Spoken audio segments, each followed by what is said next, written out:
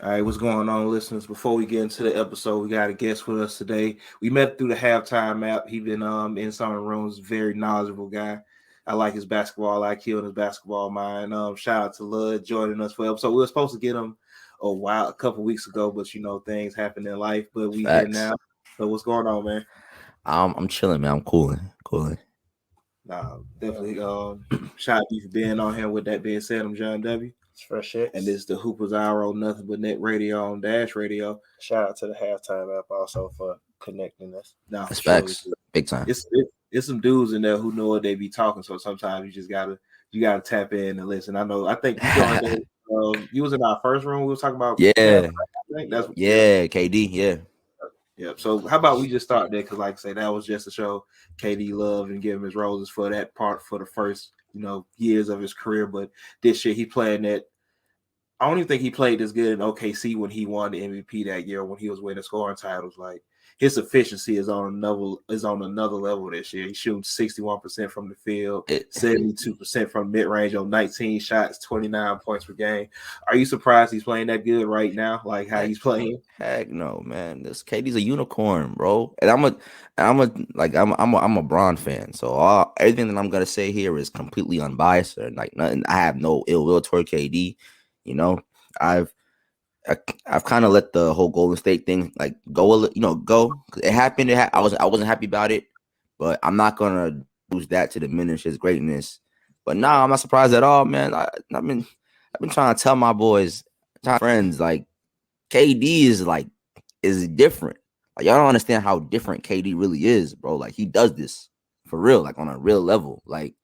Surely. He dropped 30 points on 92% from the that's like some 2K creative player type stuff, right? You just like on rookie, like sliders all the way up, and you still gonna miss one. But this dude is just I've been trying to tell y'all I'm gonna stand by it, man. He is the most unstoppable force offensively ever.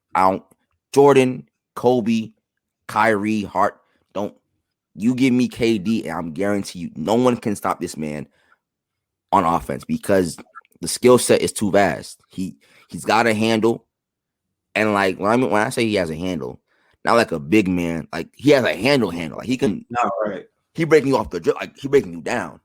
He got a handle. Jump shot is you said it, 72% from the mid range. That's just come on. Jump shot can finish left or right shoulder, back shoulder. It don't matter where he's at.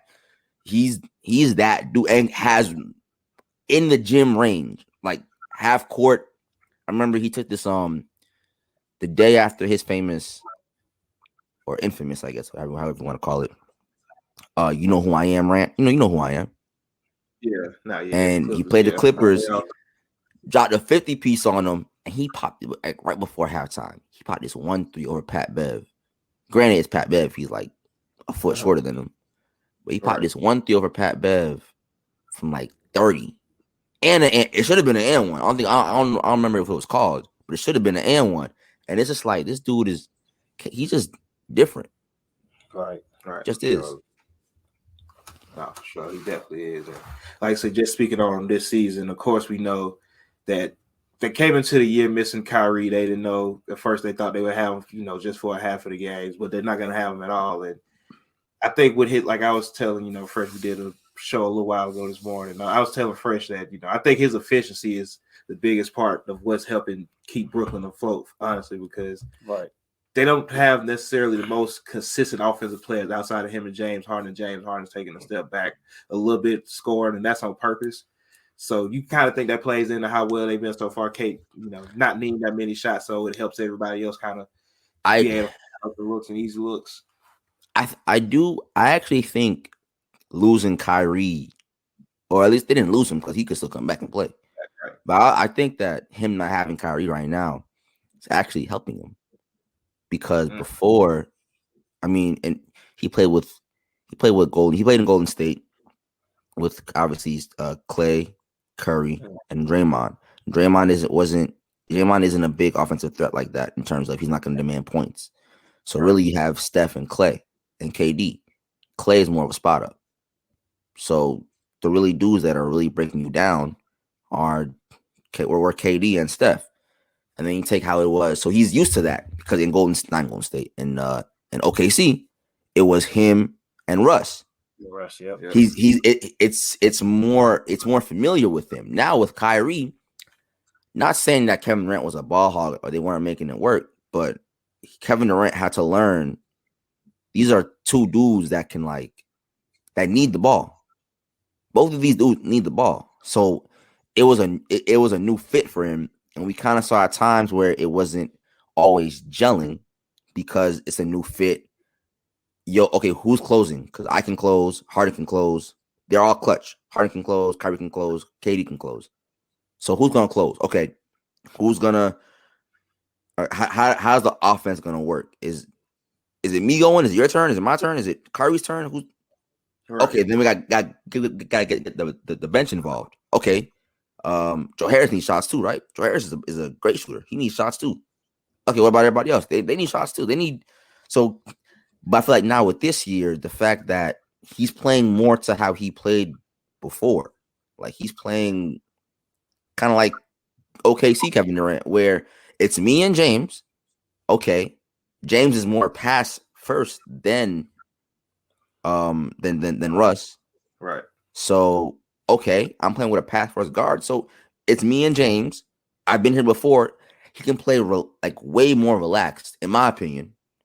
Play way more relaxed and just have fun, have at it. Whereas before, when you had Kyrie, it complicated things because everybody got to get their shots, and then Harris needs his shots. The bench need to they have to get involved too, you know. So I think KD's efficiency is helping them, but it's always that's just KD though. When you got KD, you got efficiency. When you got KD, you got 50, 40, 90, basically. Like you getting somewhere in that range. So it's not anything new to me seeing that right now. Yeah, but I feel what you mean, especially like when you say like they were having trouble gelling at times. You really started like with closing the games, especially when they were new. They gave up a couple leads because they were trying to figure it out. But look at the Washington game. Yeah, right. That was a big game right there. Right. And I agree with you also that this is, it's nothing new. That it's KD. So I feel you on all that. For sure. No, definitely. But like I said, he's having a great year, of course, on everybody ways too early award list. He's the MVP leader right now, followed by Steph at number 2. And just speaking of Steph, he's helping lead Golden State to 11-1 record, after winning against Chicago last night. And I know coming into it, everybody was kind of questioning some of the wins, saying it was, some below average teams on there. But you play who you play. They've beaten the Lakers already. Like I say, beat Chicago last night. They got some good wins. They smacked Chicago last night. And I'm a Chicago fan. Like they proved. My fault to cut you off, bro. Go ahead. They proved. Listen, I've been a Chicago fan because I'm a Zach LaVine fan. I'm gonna be straight up and say it. I was a Zach LaVine fan when he was in Minnesota, and I told my friends, I said, you don't sign this, don't give that Wiggins, give it to Zach LaVine. They let Zach LaVine go. He went to the Bulls. I've been watching the Bulls when they were losing. So I know what Zach LaVine, when it was Zach LaVine and Kobe White in the crew, and they were winning like 30 games and getting bounced out. Not even getting bounced out. They weren't even making playoffs. It was 1, 2, 3 Cancun. Like I've been watching the Bulls for about a good 2 years before they got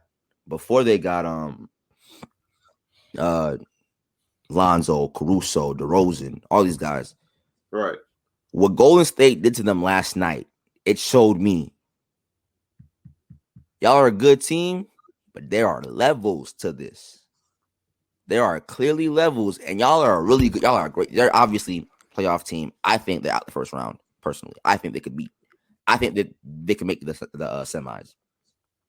But Chicago, right? Yeah, Chicago. Yeah, and they can make it to the conference finals. Not semi-conference. I gotta see it last night.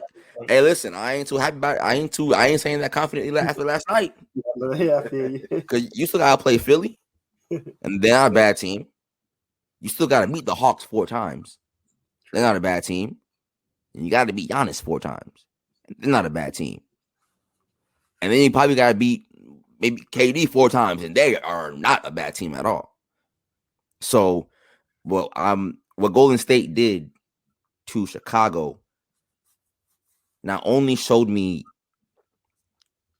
not how bad Chicago is, but the improvements that they can make. Also showed me Golden State. They're legit. They are legit. And like John said, I feel you. Like John said, bro, you play who you play. Yeah, right. You play who I can't control if I'm playing the Timberwolves and what that gotta do with me. All right, you wanted a good team. So now I played the Bulls. The media loves the Bulls. Definitely. Man, I be on Bleacher Report seeing Caruso highlights all day, bro. So the media loves the Bulls. So now when we smack them by 27 points or something like that, what's the excuse now? We beat LA with Bron. Oh wait, hold on. What? So you're gonna discredit that too? It's a new team. Stop it. Golden State, they're legit. And Steph is my and he's number one for me right now. In the rank, absolutely. He's definitely had some MVP nights. He had 50 against the Hawks, 40 last night. 50 and 10 against the Hawks. 50 and 10, right? First game of the season came out with a triple-double, right? First game of the season. Triple-double. He shot bad that game, though. He shot bad that game. Right, he shot bad that game. Triple-double. You see what he did against the Clippers earlier, the first couple games of the season. So it is fair to have Steph right there in front of KD if that's who you're feeling. I know he had not a thought, but of course, he has KD as number one in the league right now. Fresh does, but he put Steph number 2 right now, just especially because Bron is in and out the line. And it's been in and out the lineup. Oh, we're talking about now the ranking, so not MVP, but okay. I can say that. Steph. You kind of feel the same way right now, especially with how both of them kind of playing at a level above everybody else. Yeah, I feel that. Yeah, I can see that. I agree. Like I said, I'm a Bron fan, but I try to be as unbiased as possible. Right. And yeah, LeBron been hurt. I can't put you at number one when you're not playing. Like you gotta play. Well, I have been. The only thing with LeBron that's the only thing. I came to the years. I had him and KD best 2 players in the league. Yeah, but it's just weird to see him go through the because we never seen it. Never seen it. It's just weird to see it. Right. A lot of it, I think, to me is precaution. That's what the Lakers said. Yeah. You know, like the abdomen, like the ankle thing. I saw the game where he hurt his ankle. Right. But they said, yo, it's early. We're in it for the long haul. Bron's been doing this for too long. Exactly. He understands you're in it for the long haul. And we're gonna take care of that ankle first. Because the last thing we want to do, the Lakers have learned, the last thing we want to do is rush. They learned from that groin injury like 3 years ago. You learned from that. He came back and he was not 100%.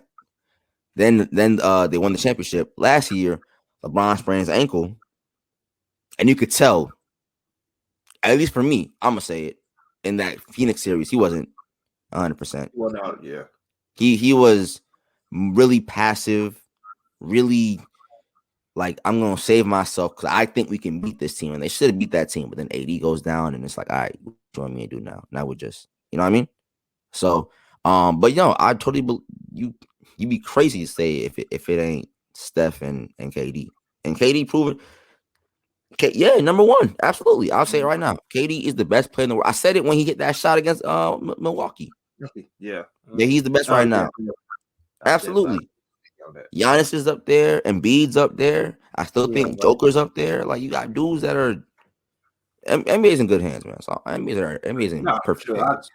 I appreciate when people say that because, of course, when you have players as aging like LeBron, like Steph, KD, who aren't necessarily on the older side, if they are older, it's always, let's not take, which is fine. I feel, we shouldn't take these players for granted, but there's so much talent in the NBA, like even young talent, that nobody's taking it for granted. We just know that it's never going in. It's the end goal for a lot of players. Like this is where the best of the best go. Like exactly. And I was just I was on Instagram, earlier today, and saw a quote.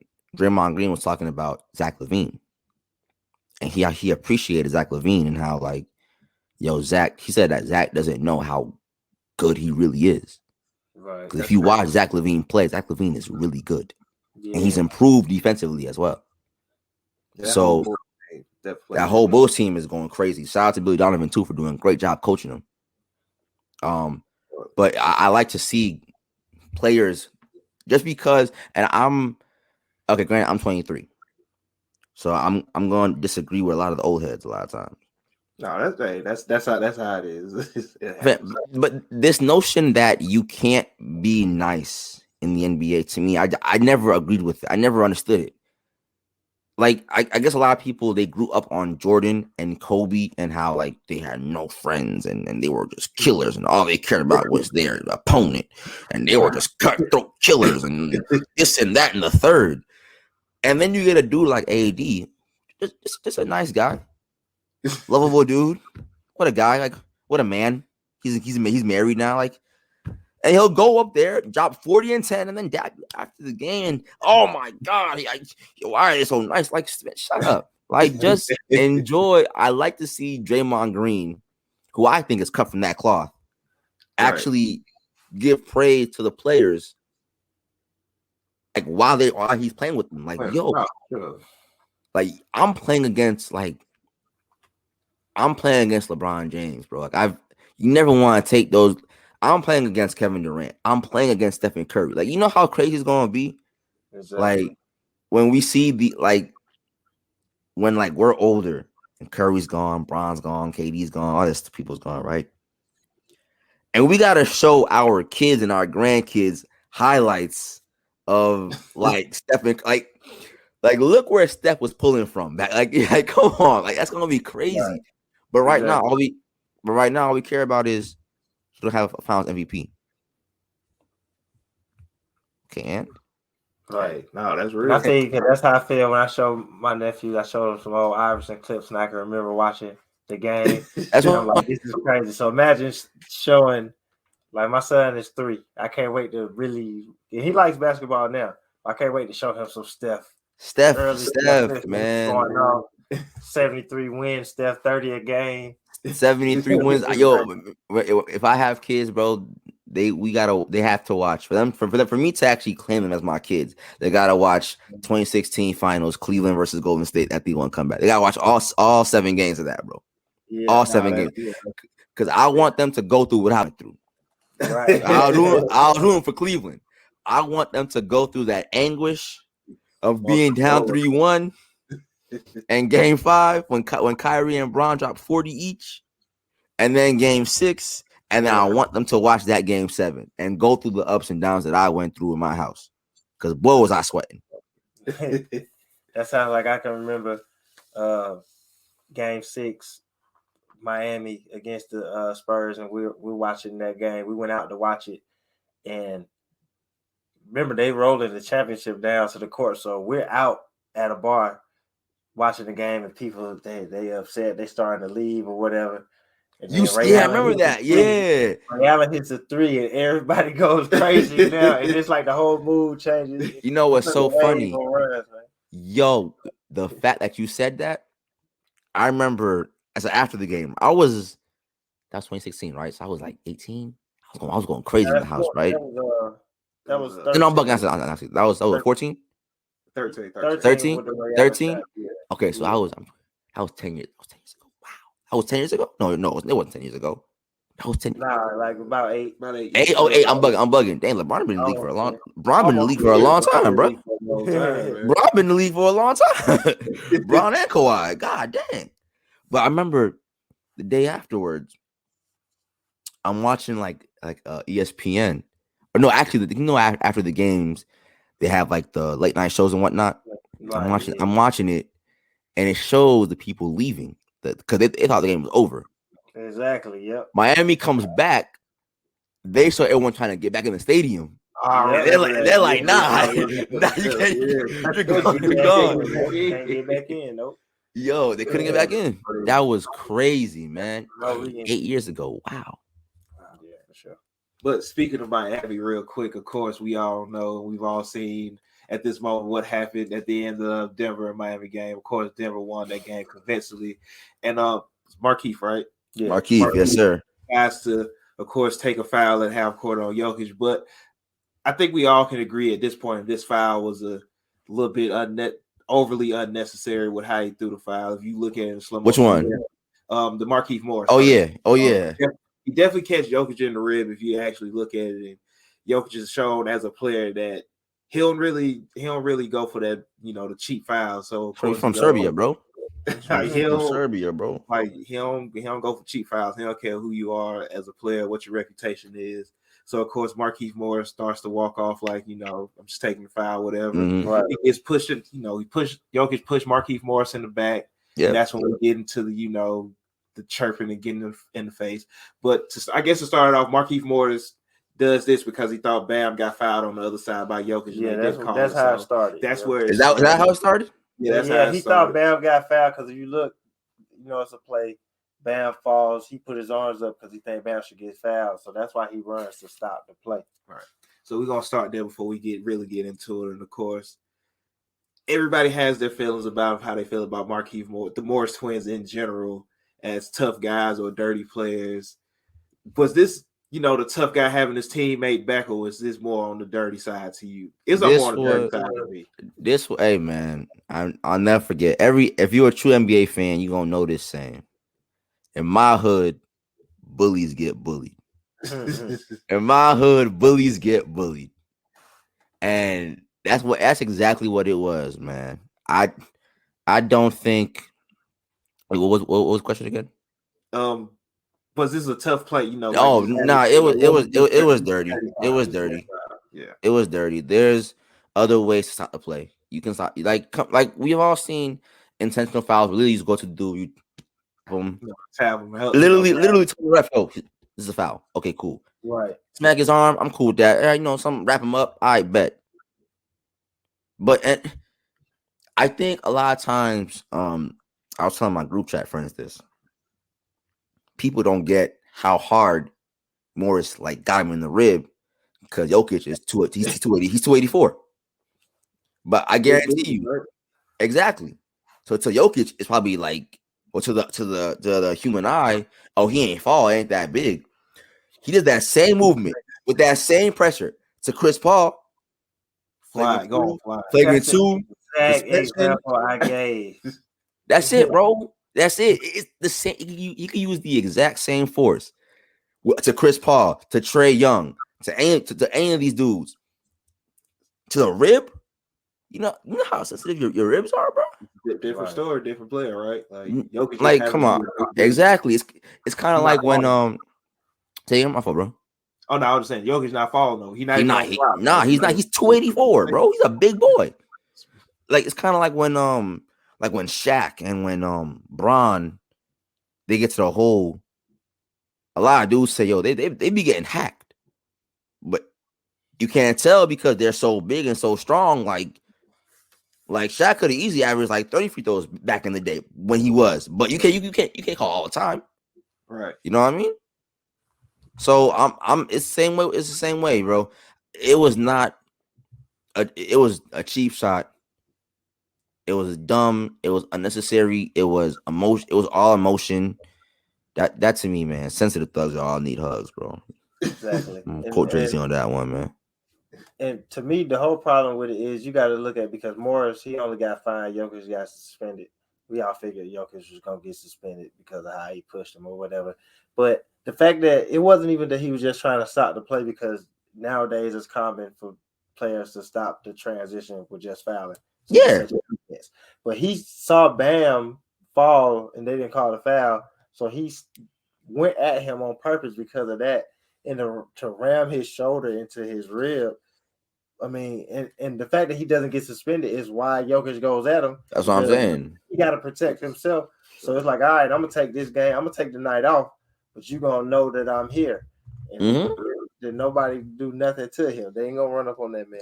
And of course, I think what everybody was split at, and with this as well is the Jokic part. I know me and my brother, we agree Jokic was in the right. I know I feel a way about, I don't agree with pushing him in the back, but I don't have a problem with him doing it. I don't think he pushed him in the back on purpose. He just you can't, John, you can't turn him around and push him. No, John, you're right. John, you can't punch me and then just walk away like I definitely agree. Right. Like you say, there's nothing you can do about that because that's how you face it. Like I don't have a problem with it. I just when that like you say, you That's can't why he do. gets suspended. No, that is So, like there's nothing you can do. That's which way he faced. Like you got to do something about it. I'm not saying that part. Like I'm not definitely not saying. Oh yeah, he's wrong for pushing. It's just pushing him in the back. Is just I just that's where it's like I understand why people would be upset with that. I don't have a problem. I'm not. You like don't. You can't turn him around and push him like that. Like That's what I'm saying, bro. Like you, I think what for me is like maybe going a little deeper in it. Morris pushed him. He got his rib, and so he walked off as if nothing happened. Yeah, there you go. That to me, that's indicative of their reputation. Like, oh, I'm. They should know I do this. Like he acted as if Jokic should have been okay with it. What? Huh? No, them facts. You think I'm a tall white boy? I ain't about that action. No, you from Serbia? Do you know they said Serbia is where you go when like the Russians don't want to deal with you, bro? They send you to the tundra. Like they don't like Serbia is different, bro. They be like wrestling bears for like sport over there, bro. Like I'm cool. Jokic is not to be played with, bro, and he don't care, bro. Ask Campaign what happened. Ask Campaign. He don't care, like especially just in the moment. But of course, we had some chirping after that. Jimmy Butler circling the November 29th game. Mm-hmm. But my bad. Before we get to that, in the midst of all this, I think it's funny. Like, have you say this?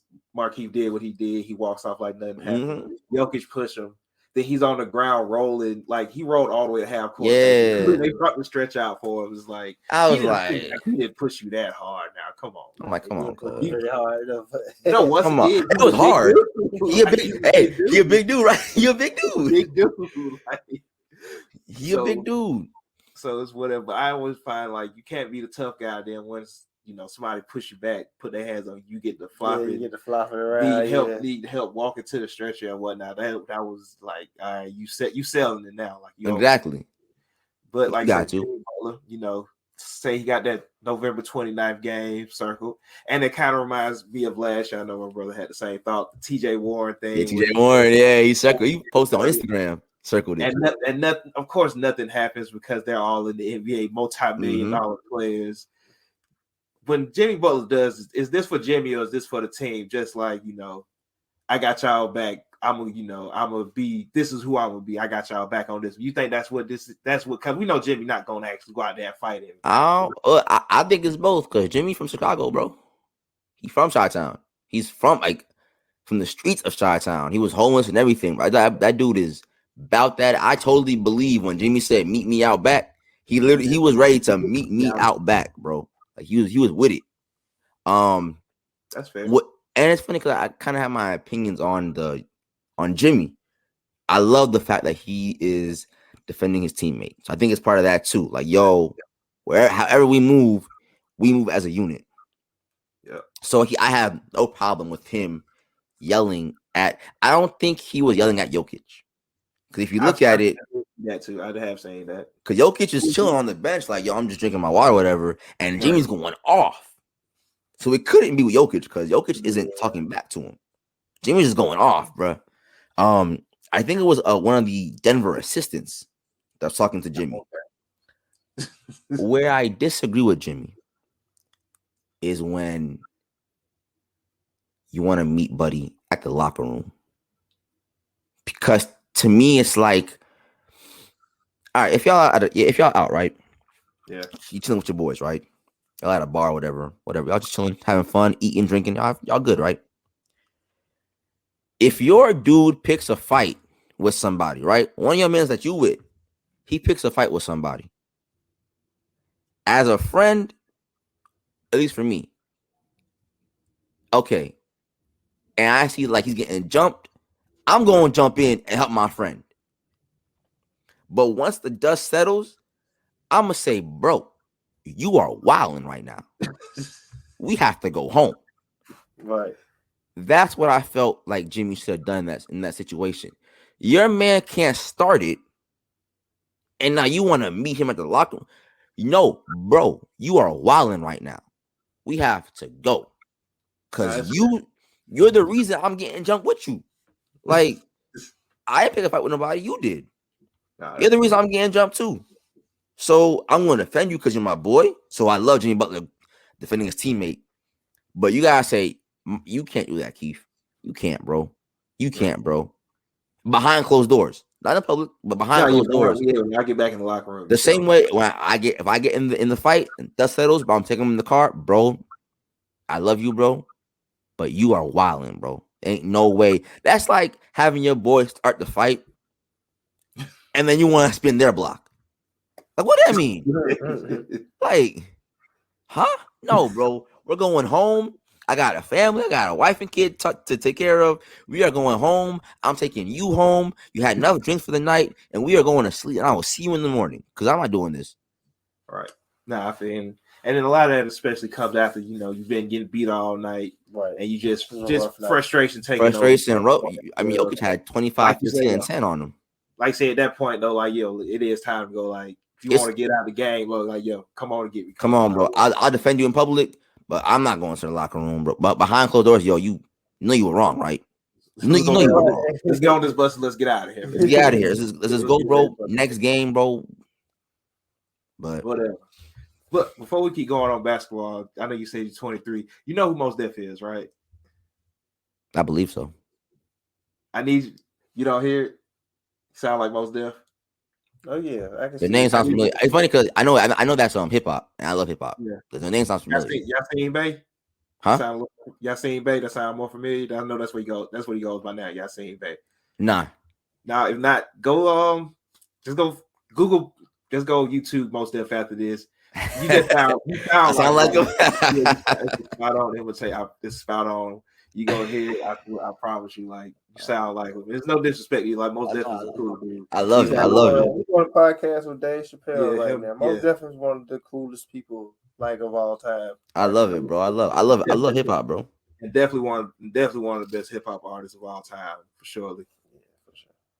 But like I say, did we all see the Miles Turner Rudy Gobert scuffle? Like, yeah, like I saw a little bit of it. I think that's, of course, it was just a hug fest, so it's not even much to get in on. But I think some people will be glad to see it, especially because a lot of people feel like the new foul rule is kind of bringing back some of that 90s basketball or whatever they're quoting. So then you see that, like, say the Bulls are good, Miami is good. Yeah. You got couples going on, so it kind of brings back that 90s feel. As I know you're a little bit younger, so I know you more likely with your you're a basketball guy, so I'm definitely sure you. Oh no, I know about it. 90s. Do you kind of get that same feeling, or is it's just how the game? They're just trying to adjust to. No, I do. I actually have been in that situation where with Miles and Rudy, not me fighting, but like when I was in high school. These two dudes literally did the exact same movements, like hugging, and I'm trying to hold one of them back. You know what I mean? I'm like, yo, chill. But they were in the exact same movement. So I've been in that predicament before. But no, yeah, I love it. I love it personally. I love you jumping into me is a foul. It's now going the other way. It's not a foul on me anymore. It's on the shooter. You can't. Like if I'm a defender and you have me crabbed and you just stop. No, I'm not calling that. Turnover. Go the other way. I do believe though is getting a little out. I think it's new for the refs and the players. Yeah. I be seeing some straight. I be hearing it. Play on. I'm like, what the heck? The heck after that one? Oh, okay. And I think the refs are maybe letting it go a little. Like, I'm not saying. I mean, they're not gonna be perfect. Right. But like, I think some of them are targeting some players, with Harden being the main one. I think Harden is getting a lot of fouls and not getting the calls because he's made a career off of baiting calls. And some of the stuff he's tried. I agree with. Sometimes, like he'll try to hook the player. Yeah. No, I'm not calling that. Stop hooking him. And Harden is too talented to try that. You don't need that to score 27 a night, bro. Right. You have a great floater. You can finish with either hand. You're strong, so you can finish strong at the rim. You can the step back three, the side step three. you are off. You can have a handle, like you could pat. You are too offensively gifted to try that move or try some dumb moves and try and look for a foul call and not get and you don't need that to score 27 points a night. You don't need you're hardened, bro. This is what you can do. Like, this is what you do. Exactly. You know who I he totally is. that. But like I said, I think a lot of it is like the referees and the players adjusting to try to figure out, where's the gray line that's where you can still kind of get some calls going in your favor, and just not even necessarily what is a foul, but just looking at it, because it's still hard to see. You gotta think they're seeing it faster than we're seeing it. So Right. It's tough. It's still adjusting to that rule. Yeah, it's still an adjustment, but I love that they did it because, and the Hawks is our home team, so we support the home team. Oh, shout out to the Braves too, real quick. Oh, yeah, shout out to the Braves. I got the Braves. I got some boys from the A, so Yeah, that's what's up, Dan. But I watch a lot of Hawks games, and even as a person that supports the team, it definitely was frustrating watching just as a hooper, because I'm a hooper first. Like I love the game more than any team. It was a lot of times I would watch Trey, and I'm like, none of those are fouls. That's what I'm saying. It'd be annoying to watch, and I'm like, it would be annoying as a teammate. So, I definitely love that they're getting rid of it, but I do think they're all adjusting to it, even the officials, because they are missing some. And I agree that I think they targeting certain players. Yeah. They know. I mean, they sent videos of that player. Yeah, like making the rules, so it only makes sense. But it's a lot of adjusting going on for sure. Like, I seen Harden get hugged by Gary Trent Jr. and no call was given. I'm like, what? Right. Like, what are we doing? They so used to him throwing. Come on, man! Like, what are you doing? What's crazy about that is like James Harden. He was so natural with it. He literally, I've seen trainers like train players how to hook on to people like that. It was bad. That's nasty to me. But I'm gonna say this real quick. I think we're gonna y'all gonna kill me for this, man. But go ahead, man. You love all opinions. We this is a hot take.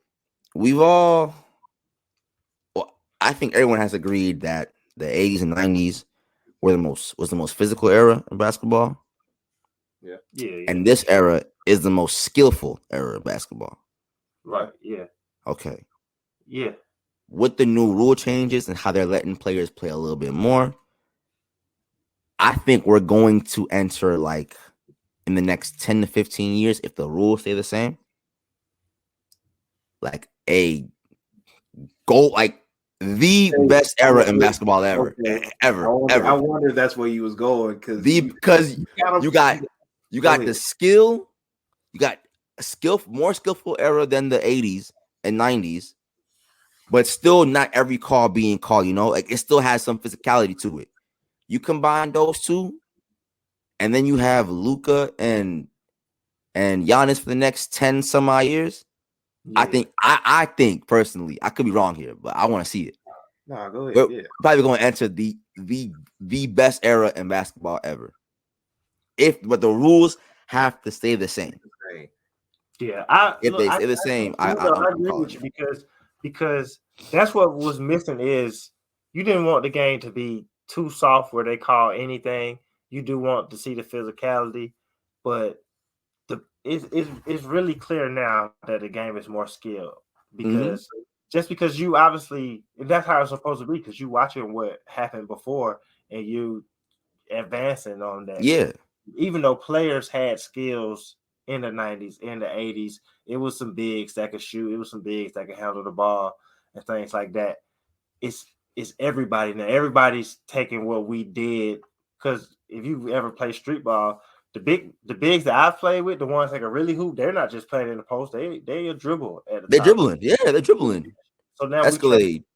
And now we putting that into the real game. So like you said, we about to have Luka for another 10, and then even some rookies that may come in. I think be good, because I think Amani Bates is going to be pretty good, but that's a couple of years from now. We are going. I do think we're going to get into the best era of basketball ever, for real, because and the talent is just more spread out because there's more opportunities everywhere. So I agree with you on that, for real. I don't think that's too We have to take. And you gotta thank guys like Curry and low key Draymond. I low key think Draymond kind of changed basketball. I think he did. I think you have to throw him in that conversation because I think he did because you're playing exactly both sides of the basketball. The way he plays both sides of the court, you have to.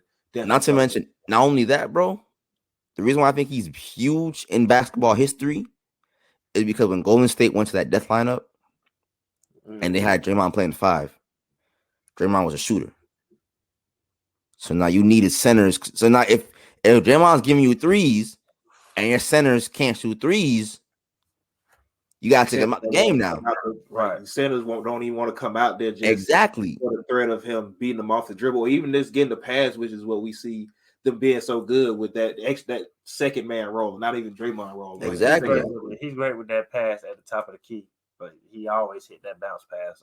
So now you got bigs coming in shooting 3. You got bigs coming in now shooting more threes than getting in the post.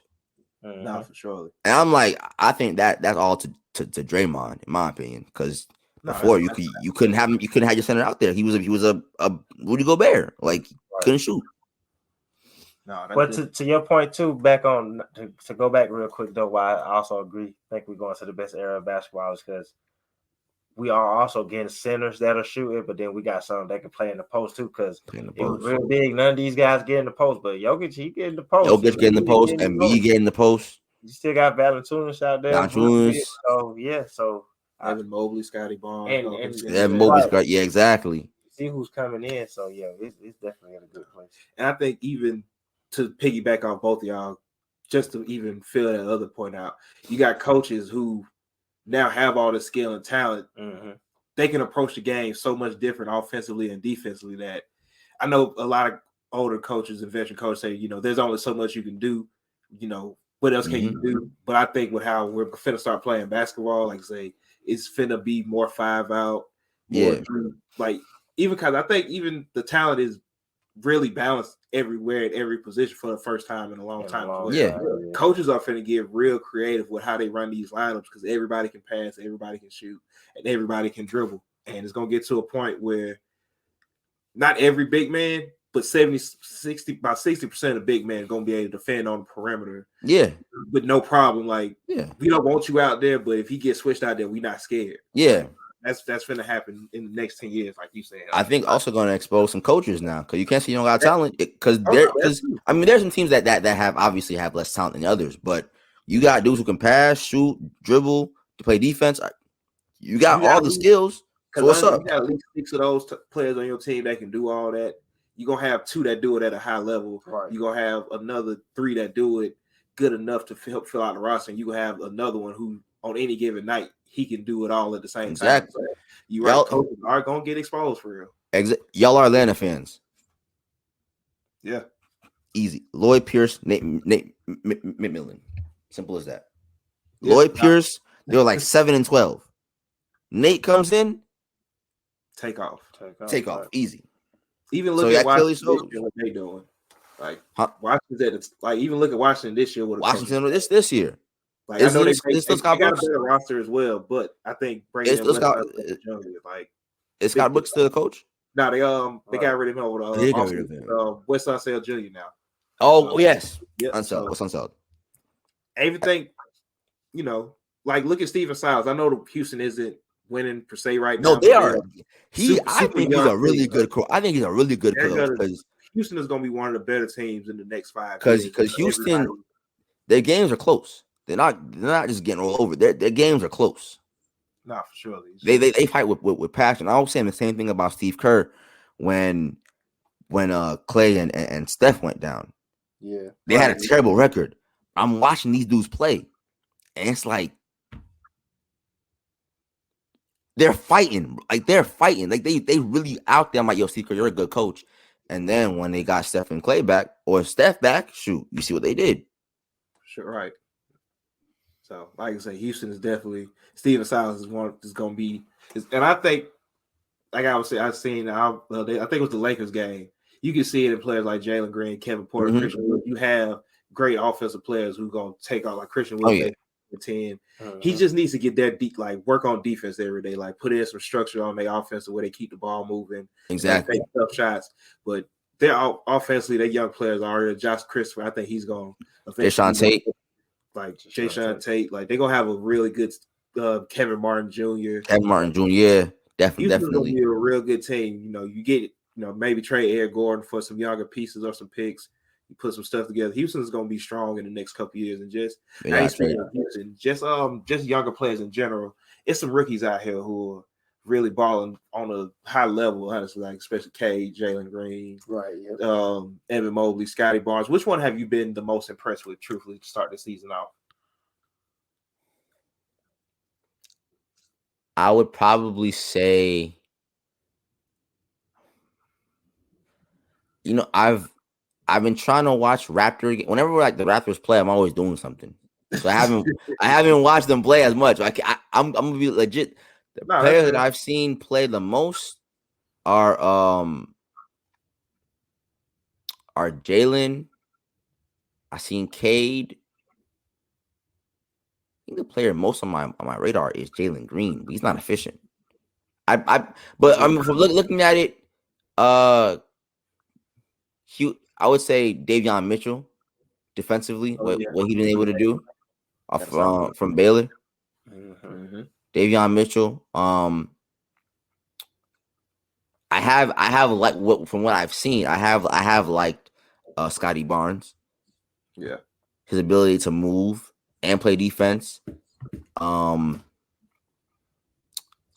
the one time I saw Cade, because I have League Pass, so I try to watch these games to get these dudes, to get more acquainted with these dudes. But I liked what I saw from Cade. Yeah. I'm not only a stats dude. I don't just look at the box score. I try to actually watch the game. Right. And Cade coming off the ankle injury, wasn't shooting well in the beginning. But when I saw him go up against Jalen Green, I liked what I saw from Cade. I like his shooting form. I think it's very fluid. I think he's starting to get back into it now. And don't sleep on Chris. I think it's Chris Duarte up in Indiana. No, he's definitely helping that team. That boy's hooping hard. Yeah. Oh, sure. Not yet. Like I said, I think Cade so far, that's the one I've been paying a lot more attention to. Like his game is smooth too. Like it very is. It very is. You can't rush him. He can get to his spot. Like I said, his jump shot did look good in that Houston game. Like, he knocked down a couple clutch jump shots, a couple clutch threes in that. He just needs to keep on getting better with the efficiency, and that's gonna come with the ankle and whatnot in terms of just where his spots. Does he still trust his ankle or not?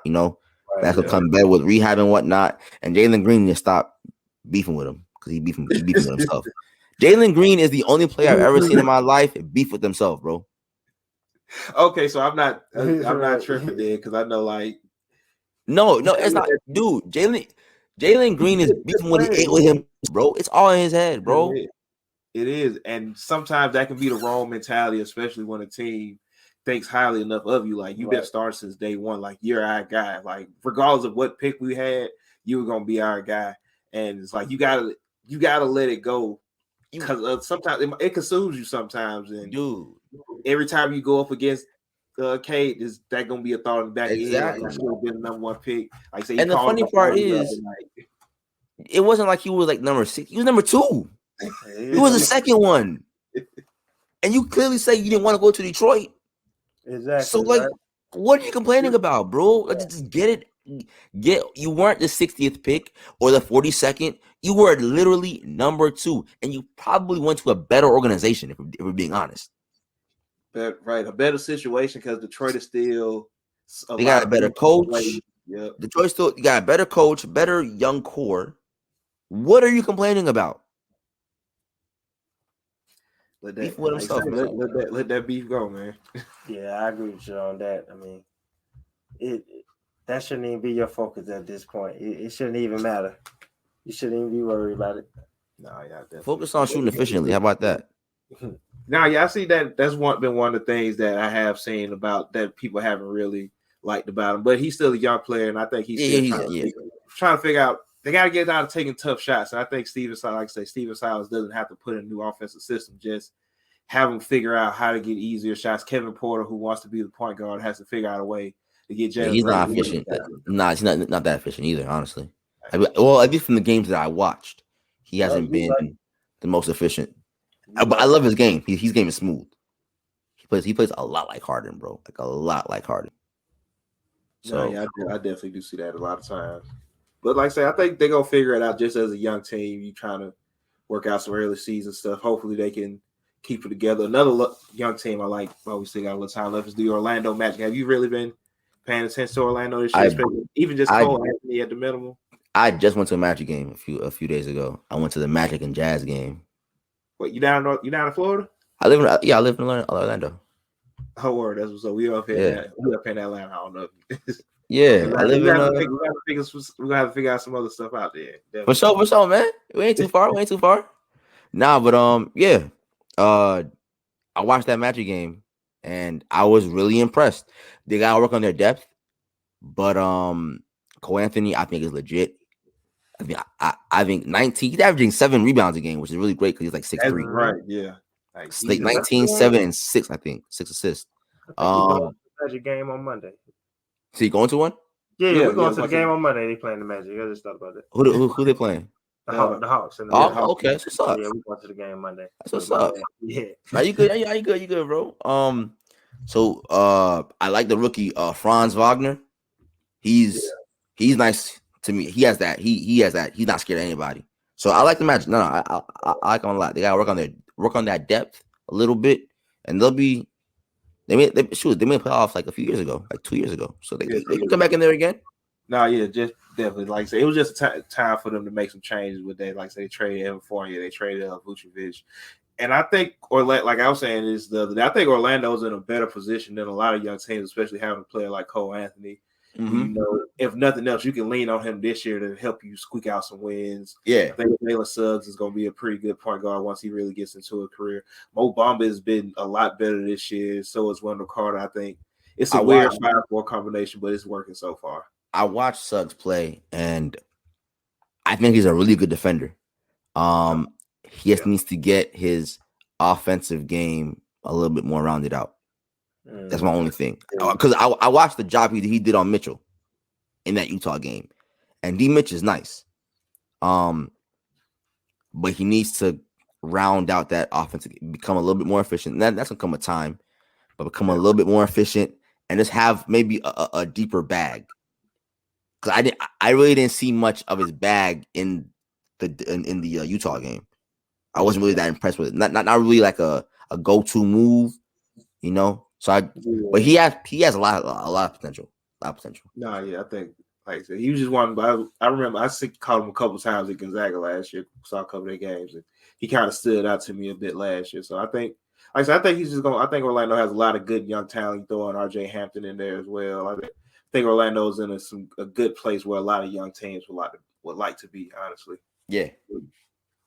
You got anything else?